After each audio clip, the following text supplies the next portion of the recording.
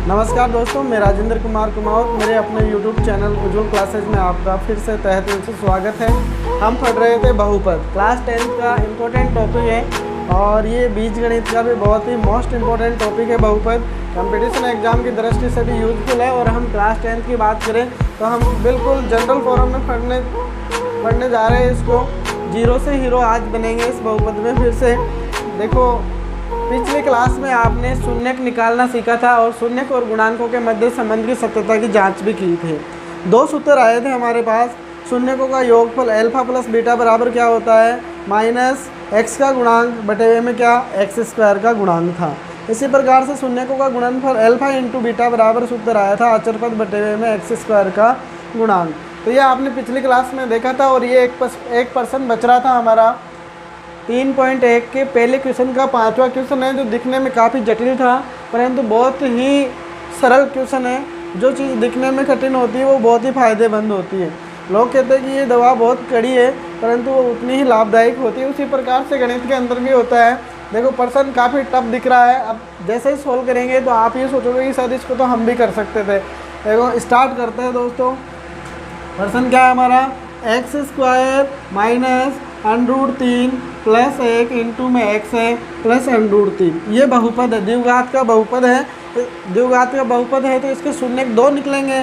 जितनी घात का बहुपद होता है उतने ही उसके शून्यक होते हैं। यहाँ पे इसके 2 शून्यक निकलेंगे। आपको 2 शून्यक निकालने हैं और शून्यक निकाल के उनके गुणांक को और शून्यकों के मध्य जो संबंध होता है उसकी सत्यता की जाँच भी करनी है। तो यहाँ पे इस बहुपद की जो व्यापक बहुपद होता है द्विघात का, उससे तुलना करते हैं दोस्तों। की तुलना ax square plus bx plus c से करने पर दोस्तों, इससे तुलना करने से क्या प्रॉफिट होगा, आपको जो गुणांक है वो पता लग जाएंगे। a की वैल्यू, b की वैल्यू और c की वैल्यू पता लग जाएगी। तो यहाँ पे a की वैल्यू क्या है, अपने क्वेश्चन में a बराबर क्या है, दिखने में यहाँ पे a तो दिख ही नहीं रहा है। काफ़ी बच्चों की ये मानसिक जो स्थिति होती है वो ये रहता है कि जो चीज़ दिखाई नहीं देती वो उसको जीरो मान लेते हैं। ऐसा नहीं है। यहाँ पे एक्स स्क्वायर किससे गुणा हो रहा है, नीचे ए से गुणा हो रहा है। अब आपको यहाँ पे देखना है कि ये एक्स स्क्वायर किससे गुणा हो रहा है, वो एक्स स्क्वायर का गुणांक है। तो यहाँ पे तो कुछ है ही नहीं, जहाँ पे कुछ नहीं है गुणा में वहाँ पे 1 मान लिया जाता है, यानी कि यहाँ पे क्या है, 1 है। तो ए बराबर क्या आएगा दोस्तों, 1 आएगा। ए का मान क्या हो गया, 1। इसी प्रकार से आपको बी की वैल्यू देखनी है। यहाँ पे एक्स का गुणांक क्या है, बी, और यहाँ पे एक्स किससे गुणा हो रहा है, √3 प्लस 1। साथ में माइनस का चिन्ह जरूर देख लेना। यदि माइनस है तो आपको माइनस भी लगाना है, अन्यथा बहुत बड़ी मिस्टेक हो जाएगी, आपको 0 नंबर मिलेगा। तो यहाँ पे b बराबर क्या है भाई, माइनस √3 प्लस 1, ये है। इसके बाद में आपको c देखना है। c बराबर क्या है, c बराबर क्या है, अचर पद जिसमें x नहीं है वो आपका क्या है, c है। तो आपके c बराबर क्या है दोस्तों, इसमें √3 है। ये आपने इतना काम कर लिया, ए बी सी आपने पहचान लिया है। ए बी सी क्या है। अब आपको इसके गुणनखंड करने हैं। इसके गुणनखंड करके आपको दोनों शून्य ज्ञात करने हैं। गुणनखंड करने का तरीका वही है, ए को सी से गुणा कर लो। आप ए को सी से गुणा कर लो और बी के ए से 2 टुकड़े कर दो कि उन दोनों टुकड़ों को जोड़े तो वापस बी बन जाए और गुणा करें तो ए इंटू सी आ जाए। अब देखो, यहाँ पे मैं समझा रहा हूँ आपको, बहुत आराम से पढ़ेंगे हम। अपने पास काफ़ी समय है, आप समय की टेंशन छोड़ दो। ये कोरोना काल चल रहा है, आपकी क्लास नहीं लगेगी, आपको ऐसे ही क्लास लेनी पड़ेगी और इससे बेहतर आपको कोई नहीं समझा पाएगा। दोस्तों, मैं ये बता रहा हूँ कि गुणनखंड कैसे होते हैं। ए इंटू सी करके देखो, आप पहले ए को सी से गुणा कर लो। ये रफकारी है, आपको उतारने की ज़रूरत नहीं है, केवल दिमाग में समझना है दोस्तों। यहाँ पे ए को सी से गुणा करोगे तो ए का मान 1 था भाई और सी का मान क्या था, √3 था। अब 1 को तो किसी से भी गुणा करो वापस वही चीज़ आ जाती है। तो यहाँ पे क्या आ गया, √3 आ गया। अब आपके पास b क्या है, b यहाँ पे लिखा हुआ है माइनस ब्रैकेट में √3 प्लस 1। इसके 2 टुकड़े करने हैं दोस्तों। b के ऐसे 2 टुकड़े करने हैं कि उन दोनों टुकड़ों को वापस जोड़े तो यही बन जाए और दोनों टुकड़ों को वापस गुणा करें तो ये वाला √3 आ जाए। देखो, टुकड़े पहले से ही किए हुए दे रखे हैं, आपको कुछ भी नहीं करना है। ये टुकड़ा की फॉर्म में दे रखे, दोनों टुकड़े यही हो जाएंगे। तो ये माइनस दिख रहा है, ये अंदर वाले से गुणा होगा तो एक टुकड़ा तो माइनस का √3 हो जाएगा और ये एक फिर इस प्लस वाले 1 से गुणा होगा ना, ये माइनस वाला इस प्लस से गुणा होगा तो माइनस का 1 बन जाएगा। तो ये दो टुकड़े हो गए दोस्तों, माइनस का √3 और माइनस का 1। दोनों को जोड़ोगे आप, इन दोनों को जोड़ोगे तो ये कैसे जुड़ेगा, देखो माइनस √3 प्लस माइनस 1। तो ये माइनस जो दोनों में है इसको बाहर ले लेंगे और यहाँ पे क्या बच जाएगा, ये वाला ही बन गया। यानी कि इन दोनों को जोड़ते हैं तो b आ रहा है। अब इन दोनों को गुणा करके देखो, इन दोनों को गुणा करके देखोगे तो माइनस माइनस क्या बन जाएगा, प्लस बन जाएगा, ठीक है। और √3 1 से गुणा होगा तो √3 बन जाएगा। तो ये वाला आ गया। अब किसी बच्चे के दिमाग में ये आ रहा होगा कि यहाँ पे तो प्लस है ही नहीं और यहाँ प्लस आ रहा है, तो जहाँ पे कोई चिन्ह नहीं लगा हुआ है वहाँ पे किसका चिन्ह माना जाता है, प्लस का चिन्ह माना जाता है। दोस्तों घबराने की कोई ज़रूरत नहीं है आपको टुकड़े मिल गए माइनस का √3 और माइनस का 1। दो टुकड़े आपको मिल गए माइनस का √3 और माइनस का 1। आगे बढ़ते दोस्तों, ये अपना रफ कार्य है, आप इसको फेर में ना उतारें, आपको केवल समझने के लिए है दोस्तों। अब देखो गुणनखंड कर रहे हैं हम, शून्यक निकाल रहे हैं तो बहुपद को 0 के बराबर लेकर चलते हैं। तो ये वाला हमारा बहुपद था, देखो x² थोड़ा सा इधर से लिख लेते हैं, x² माइनस √3 प्लस 1 इंटू में x प्लस √3 बराबर में 0। ये कौन सी प्रोसेस चल रही है, शून्यक निकालने की। ये शून्यक निकाल रहे हैं इसलिए बराबर में हम क्या ले लेते हैं, 0 ले लेते हैं। आप लिखना चाहो तो यहाँ पे लिख सकते हो शून्यक ज्ञात करने के लिए, शून्यक ज्ञात करने के लिए इसके बराबर में क्या कर लिया, 0 कर लिया। अब ये आपका b है, इसके दो टुकड़े आपने किए थे, दोनों टुकड़ों को आप यहाँ पे लिख दो √3 माइनस का x गुणा में x यहाँ पर भी लगा दो, और दूसरा टुकड़ा था -1, इसके भी x आ जाएगा इंटू में प्लस में √3 बराबर में 0। ऐसे कि ऐसे किया है, जो ये ब्रैकेट में था √3 प्लस 1 इसको दो टुकड़ों में कर दिया है दोस्तों, ठीक है। अब दो के जोड़े बन गए, 4 पद हो गए, तो 2 पद एक साइड में आ गए, 2 पद एक साइड में आ गए। इन दोनों में जो कॉमन आ रहा है वो आप कॉमन ले लो दोस्तों, इसमें भी x है इसमें भी x है, तो x क्या हो गया, कॉमन आ गया। यहाँ पे क्या बचा, x, और यहाँ पे क्या बचा, √3।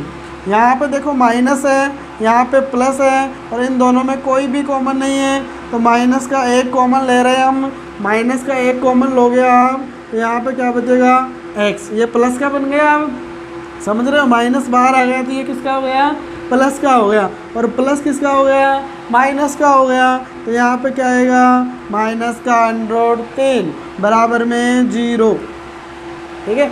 इतना समझ में आ गया दोस्तों। आपके पास फिर से ये दो पद आ गए, एक पद ये वाला, एक पद ये वाला, ठीक है।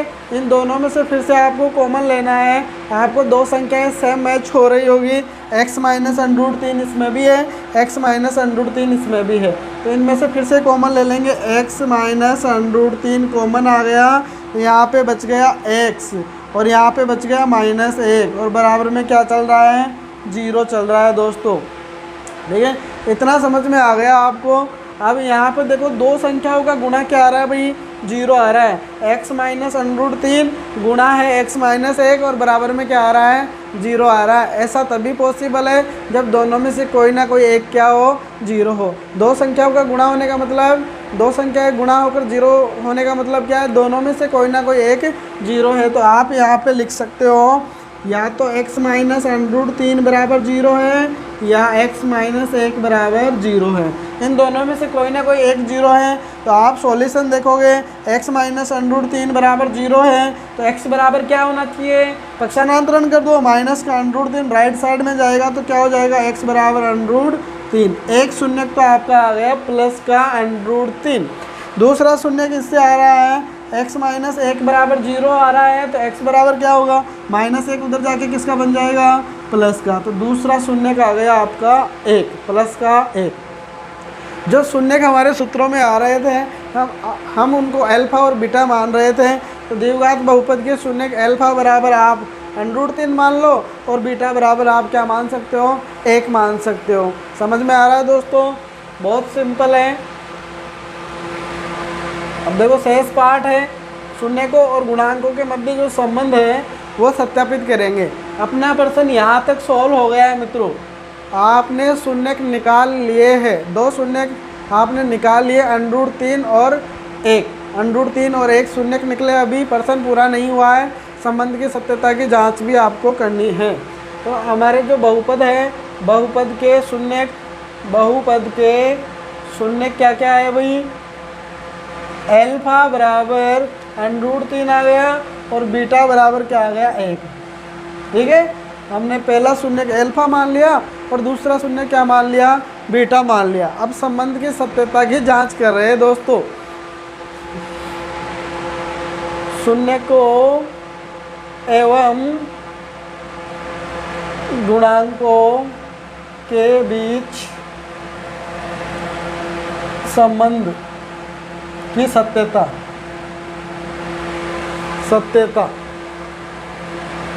की जांच। समझ रहे हो, मैंने ये लाइन लिख दी है। अब हम शून्य को और गुणांकों के मध्य जो संबंध है उसकी क्या कर रहे हैं, जांच कर रहे हैं।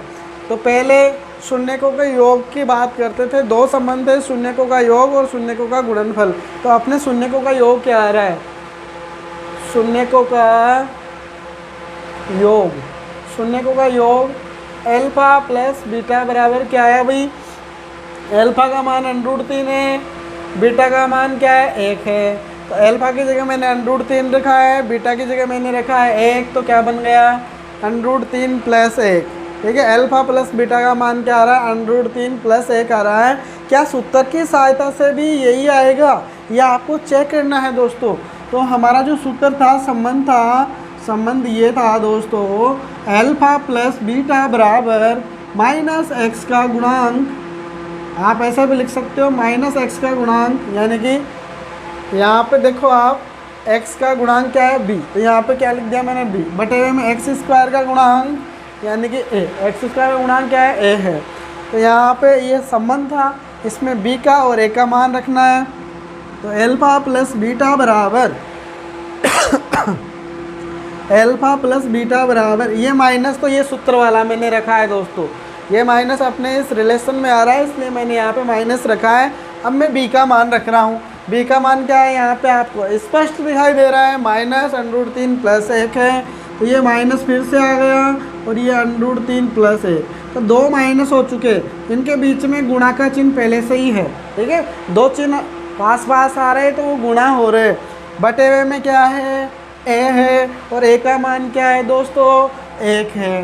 अब आप देखोगे माइनस माइनस से गुणा होगा तो क्या बन जाएगा प्लस, और यहाँ पे √3 + 1 ही बचा। बटे हुए में 1 था तो 1 का किसी भी संख्या के अंदर भाग दो, वापस वही संख्या आ जाती है। कहने का मतलब यहाँ पे आप 1 रखोगे, यहाँ पे 1 रखोगे और 1 का √3 + 1 के अंदर भाग दोगे तो अल्फा प्लस बीटा बराबर √3 + 1 ही आएगा। यानी कि 1 का भाग देने का मतलब ये होता है कि यदि आप किसी संख्या में 1 का भाग दे रहे हो दोस्तों तो वही संख्या वापस आ जाती है। यह अपना संबंध एक सत्यापित हो चुका है, योग वाला हो गया। अब गुणनफल देख लेते हैं। शून्यकों का गुणनफल, शून्यकों का जो गुणनफल है अल्फा × बीटा होता है, तो वो गुणा करके देख लो सिंपल तरीके से। आपके अल्फा क्या आया है सर, अल्फा √3 आया है और बीटा क्या आया है 1 आया है। गुणा करोगे तो क्या आ गया √3 आ गया दोस्तों। यानी कि किसी भी संख्या को 1 से गुणा करते हैं तो वापस वही संख्या आ जाती है। यहाँ पे √3 आ गया। सिंपल तरीके से हम देख रहे हैं अल्फा को बीटा से गुणा करके। अब सूत्र की सहायता से गुणा करके देख लेते हैं। शून्यकों का गुणनफल, ये सुनो संबंध क्या है अपना, दूसरा जो संबंध है अल्फा × बीटा बराबर c बटे हुए में a, अल्फा × बीटा बराबर क्या है, c बटे हुए के अंदर a है दोस्तों। समझ में आ गया आपको। c का मान रख दो और a का मान रख दो, क्या वापस वही आ रहा है आपके संबंध की सहायता से √3 ही आ रहा है। तो देखो c का मान क्या है भाई, √3 है। c का मान क्या है, √3 है और a का मान क्या है 1 है। a का मान यहाँ पे क्या करेंगे 1 रख देंगे।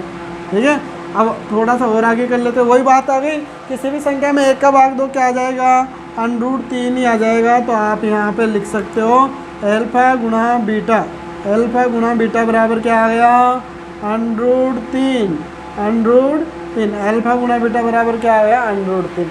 ये बिल्कुल सत्यता की जांच हो गई। देखो हमने यहाँ पे गुणनफल किया था, ओरिजिनल तरीके से जो शून्य निकाले थे वो भी √3 आ रहा था, और ये रिलेशन था इसकी सहायता से भी अल्फा इंटू बीटा √3 आ रहा है। योग की बात करें तो √3 + 1 आ रहा था, संबंध की सहायता से योग निकाला तो √3 + 1 आ रहा है। यानी कि हमारा प्रश्न ये कंप्लीट हो गया। अच्छा क्वेश्चन था, इम्पोर्टेंट क्वेश्चन था दोस्तों। आज का वीडियो यहीं पे समाप्त करते हैं दोस्तों। अगले वीडियो में एक बहुत ही रोचक क्वेश्चन के साथ हम मिलेंगे। 3.1 का क्वेश्चन नंबर 2 है और बहुत ही रोचक क्वेश्चन है, उसके साथ हम अगले वीडियो में मिलते हैं फिर से। और वो क्वेश्चन नंबर 2 क्या है, आपको बहुपद के शून्य के यहाँ पर निकालने पड़ रहे हैं। अब तक जितने भी हमने प्रश्न किए उसमें बहुपद के शून्य निकाले हैं, उसमें आपको बहुपद के शून्य पहले से ही देगा वो, और फिर आपको क्या पूछेगा, बहुपद पूछेगा। तो अगले वीडियो में यदि बहुपद के शून्य दिए हुए हो तो बहुपद ज्ञात करना हम सीखेंगे। बहुत ही लॉजिक और अच्छा क्वेश्चन है, लॉजिकल क्वेश्चन है। 1 सेकंड के अंदर आप बहुपद ज्ञात कर सकते हो। यदि आपको दोनों शून्य दिए हुए हो तो आप द्विघात का बहुपद ज्ञात कर सकते हो 1 सेकंड के अंदर। परंतु हम सेकंड वाला फार्मूला होता है वो एक कंपटीशन एग्ज़ाम की दृष्टि से होता है, उसमें अपनाते हैं। और यहाँ पे हमें मेथड से क्वेश्चन को सॉल्व करना होगा। तो अगली क्लास में आपको दोनों तरीक़ों के साथ हम फिर से चर्चा करेंगे, कंपटीशन के एग्ज़ाम की दृष्टि से कैसे बहुपद निकाला जाएगा, और हमने अपने जो 10th क्लास का जो सिलेबस है उसके अकॉर्डिंग किस प्रकार से उस क्वेश्चन को सॉल्व किया जाएगा मेथड के साथ। तब तक के लिए विदा, धन्यवाद दोस्तों।